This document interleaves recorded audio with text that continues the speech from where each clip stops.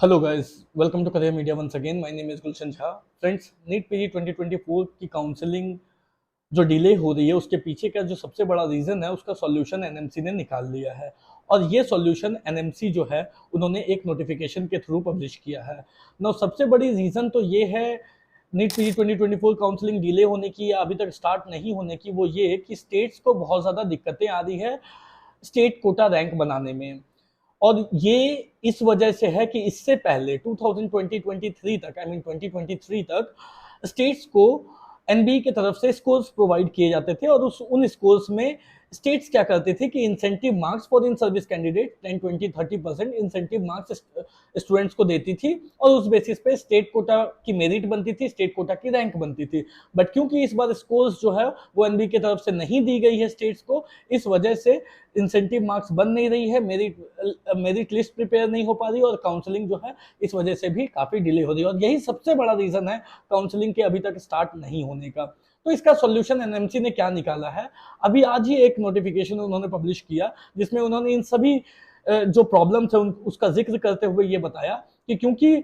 NEET PG 2024 exam की pattern जो है वो चेंज हुई है और इस वजह से बहुत सारे स्टेट्स हैं जो इंसेंटिव मार्क्स अपने इन सर्विस कैंडिडेट्स को प्रोवाइड करते हैं, उन स्टेट्स को इंसेंटिव मार्क्स प्रोवाइड करने में प्रॉब्लम आ रही है, दिक्कतें आ रही है। और इन्हीं प्रॉब्लम्स की वजह से हमने जो है वो एक सॉल्यूशन निकाला है। और वो सॉल्यूशन ये है कि अब जो इंसेंटिव मार्क्स होगी या स्टेट कोटा की जो रैंक बनेगी वो अब एनबीई बनाएगी। एनबीई को परमिट किया जाता है कि हम जो है एनबीई स्टेट कोटा रैंक बनाएगी, एनबीई ही इंसेंटिव मार्क्स स्टेट्स के इन सर्विस कैंडिडेट्स को प्रोवाइड करेगी, उसके बेसिस पे मेरिट लिस्ट बनाएगी और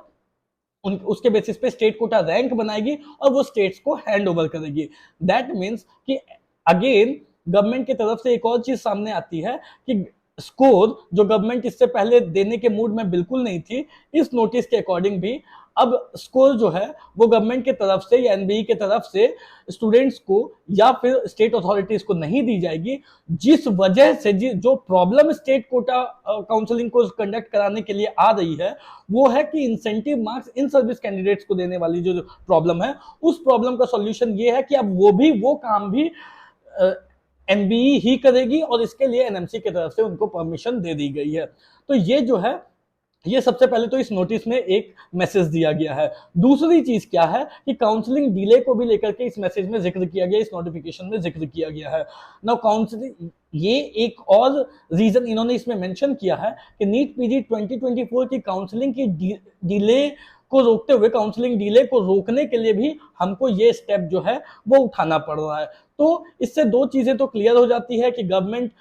जो है मार्क्स वो स्टेट्स को प्रोवाइड नहीं करेगी, अब जो है वो एनबी को ही इंसेंटिव मार्क्स भी दे करके और स्टेट कोटा रैंक बना करके स्टेट अथॉरिटीज को पब्लिश करनी होगी, देनी होगी, हैंड ओवर करनी होगी और फिर उसके बेसिस पे स्टेट कोटा जो है वो अपनी काउंसलिंग कंडक्ट कराएंगे। और दूसरी बात है कि जो काउंसलिंग है वो अब ज्यादा डिले नहीं होगी। हमको पता है कि सुप्रीम कोर्ट में जो नेक्स्ट डेट मिली है नीट पीजी 2024 काउंसलिंग की जो कोर्ट केस है उसकी जो डेट, कंप्यूटर जनरेटेड डेट है, वो 19 नवंबर की है, जो बहुत दूर है। बट अब ऐसा फील होता है कि इस कोर्ट केस को कोर्ट ने भी थोड़ा लाइटली लिया हुआ है, क्योंकि हम देख रहे हैं कि